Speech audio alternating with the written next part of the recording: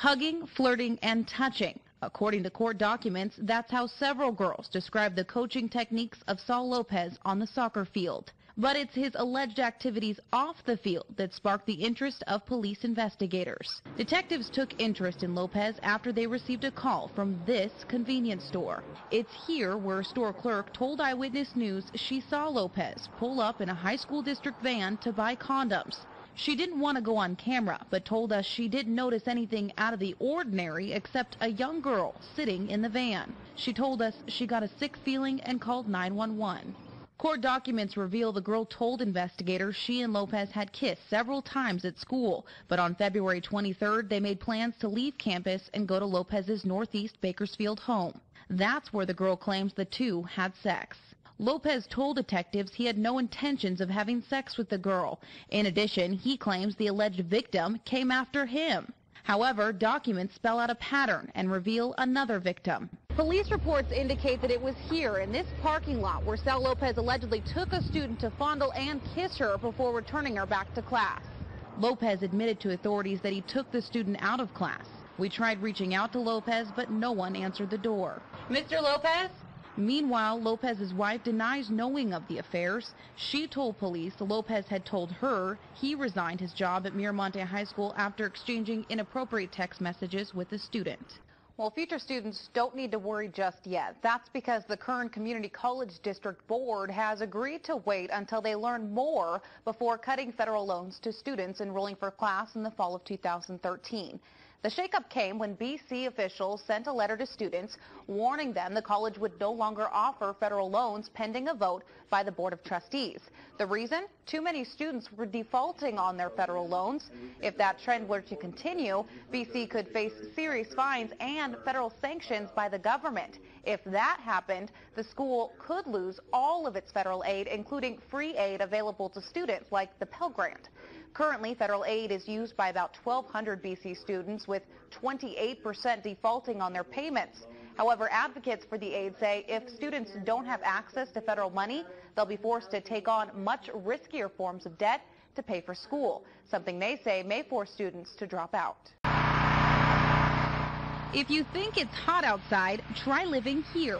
Today is 90-something degrees today, and in Lamont and Arvin it gets about 100 and something. Residents at Rancho Lindo Apartments can't escape the heat. It's so hot that when you're laying down, not moving at all, you sweat. You're just sweating bullets. It gets hot. It gets hot. Jose and Rudy say they've been without a working AC for more than 3 months, and they're not alone. And we've all been struggling with this problem, and we feel it should be fixed. Obviously, they don't listen. Rudy says more than 10 other apartments have no cool air. We're having trouble, and they haven't been working, and they told us they're going to fix it, but they haven't done nothing about it. They being Rancho Lindo Management. We went down to their office today to find out why it's taking so long. They told me that you were the one in charge of kind of fixing the AC.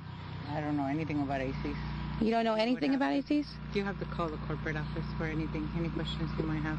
So you say you don't know anything about not having some of your tenants not having working ACs? You would have to call my corporate office for. But Rudy and Jose say otherwise. They sent us this. It's a letter sent to all the residents asking them to check their AC unit. The date on the letter, April 7th. Rudy and Jose say they told management several times about the problem. They keep telling us that tomorrow, next week, and next week never comes, and when it does, they just give us another excuse. We placed a call to Always with Integrity, which is Rancho Lindo's corporate office, and asked for Vice President Michael Burke. He seemed surprised by our call. So why has it taken 3 months to do this? Megan, I'm going to ask you not to raise your voice to me. Burke denies knowing 3 months ago that the AC units were not working. People can say what they want to say. They have the right to do that. He says he's been trying to fix the problem for 3 weeks. Every organization that needs to be involved is involved in regards to getting these air conditioning units fixed. But when we asked Burke when he expects to have the units working, he responded with this. Can you give me a date? I'm not going to give you a date. We have been very prudent working with these manufacturers to get them to get on board and get these units fixed. It's news Jose and Rudy have been waiting to hear. So I have to go from room to room find where it is the coolest so I can lay down, just get a couple hours of sleep. I mean, I'm an adult, I can take care of myself, but my kids, you know, they have nobody to speak up for them. And with temperatures expected to break triple digits next week, waiting is anything but cool. When is today going to happen? I just want them to fix the AC, that's all.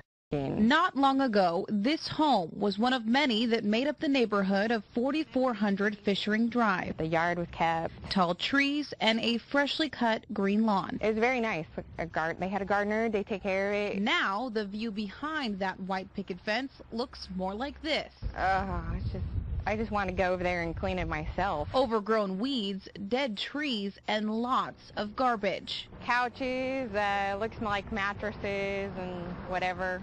A lot of junk, mostly junk.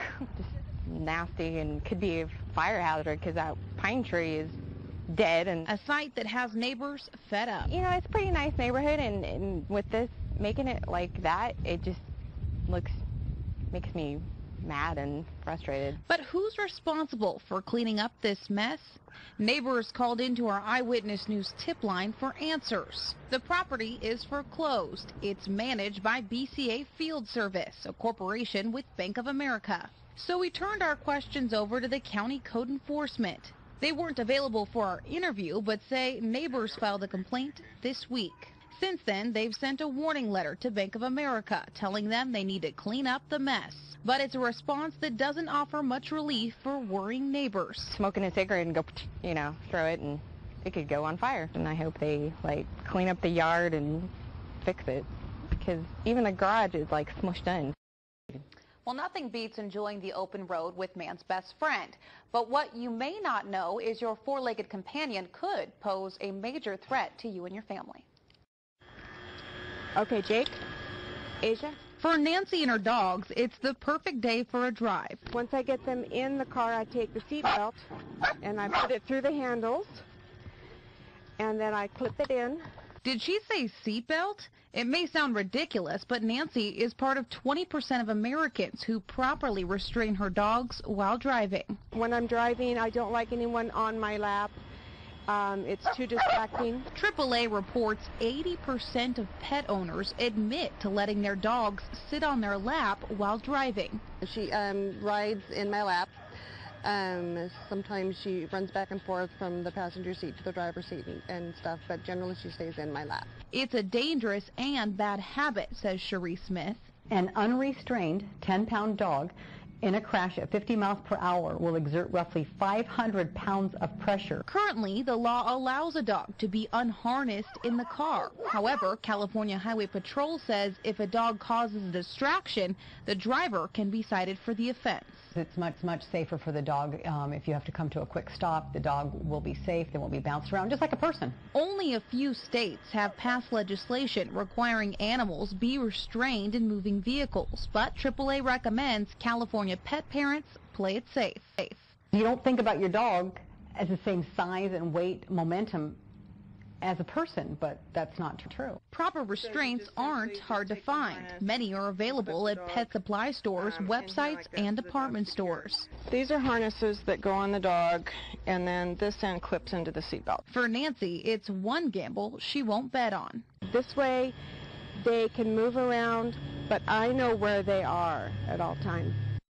Now, most restraints we found online range in price between $10 and $20. For more information, visit our website, bakersfieldnow.com.